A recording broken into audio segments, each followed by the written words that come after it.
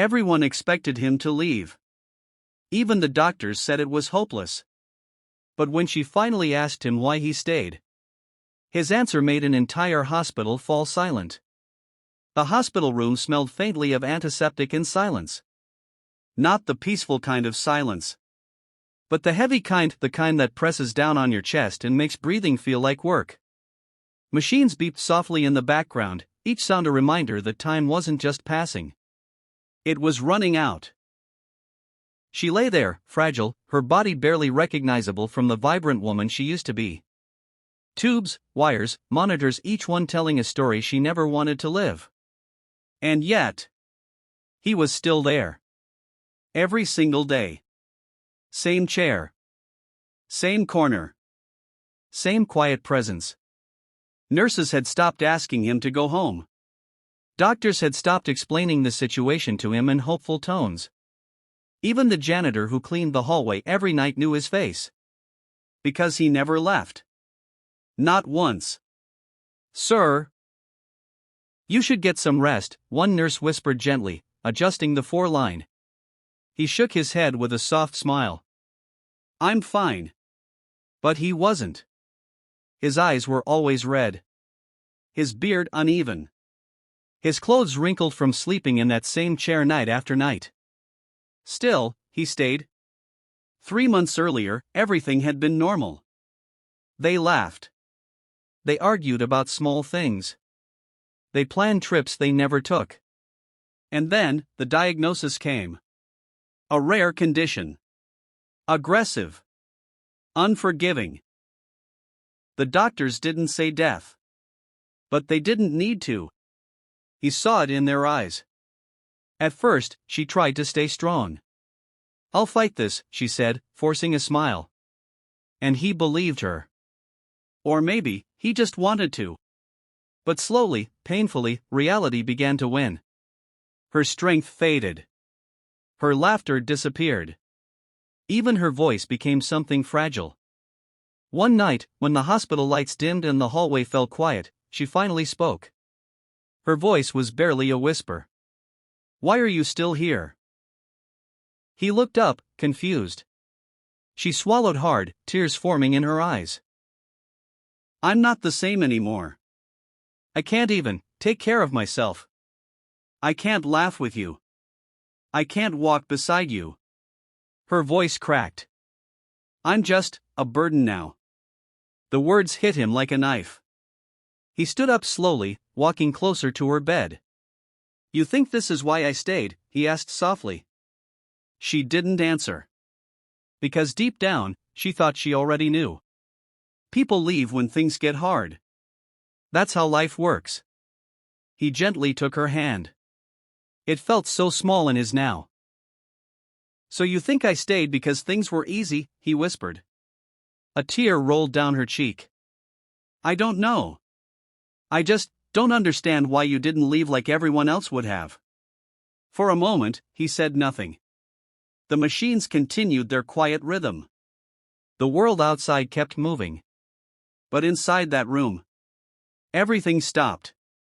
He took a deep breath. And then, he spoke. "I stayed, because when everything was perfect, you never left me." Her eyes widened slightly. "When I had nothing, you stayed. When I failed, you stayed. When I doubted myself, you stayed." His voice trembled now. "So don't ask me why I'm here, ask yourself why you think I'd ever leave." Tears streamed down her face. But he wasn't done. "You're not a burden," he said firmly. "You're my home." The room fell silent. Even the machines seemed quieter somehow. And for the first time in weeks, she cried not from fear, but from feeling loved. The room stayed quiet long after his words settled. She couldn't speak. Not because she didn't want to, but because no words felt big enough to hold what she was feeling. For weeks, she had been drowning in guilt. In fear. In the silent belief that she was slowly becoming someone people leave behind. But now, for the first time, she felt seen. Her fingers tightened weakly around his hand. You really mean that? She whispered, her voice trembling. He smiled. Not the kind of smile people fake to hide pain, but the kind that comes from somewhere deeper. I've never meant anything more. Outside the room, 2 nurses stood still. They had come to check her vitals. But neither of them moved. Because what they were hearing was something they didn't see every day. Not in this place. Not where people usually said goodbye. Days passed. Then weeks. Her condition didn't magically improve. There were still bad days. Days when she couldn't speak. Days when the pain took over. Days when even hope felt tired. But something had changed. Not in her body, but in her heart. She stopped apologizing. Stopped saying, "I'm sorry you have to stay." Stopped looking at herself like she was something broken. Because every time she tried, he would gently interrupt. "Don't," he'd say softly. "You don't owe me apologies for loving you." One evening, as the sun painted the hospital walls in soft orange light, she looked at him again. But this time, her eyes were different. Stronger. Calmer. "If I don't make it," she began. He immediately shook his head. "Don't." But she smiled faintly. "Listen. Please." He hesitated, then nodded. "If I don't make it, I need you to promise me something." His chest tightened. But he forced himself to stay quiet. "I need you to live," she said. "Not just exist, not just survive. Live. Laugh again. Love again." A tear slipped down his face. "I can't," he started. But she squeezed his hand with what little strength she had. "You can," she whispered. "And you will, because that's the man I fell in love with." He looked away, unable to hold back his emotions. The idea of a world without her felt impossible. "I don't want a life without you," he said quietly. She smiled again. Soft. Peaceful. "You won't have one," she replied. "Because I'll be in every part of it." Silence filled the room again. But this time, it wasn't heavy. It was meaningful. That night, something unexpected happened. Her condition suddenly worsened. Machines beeped louder. Faster.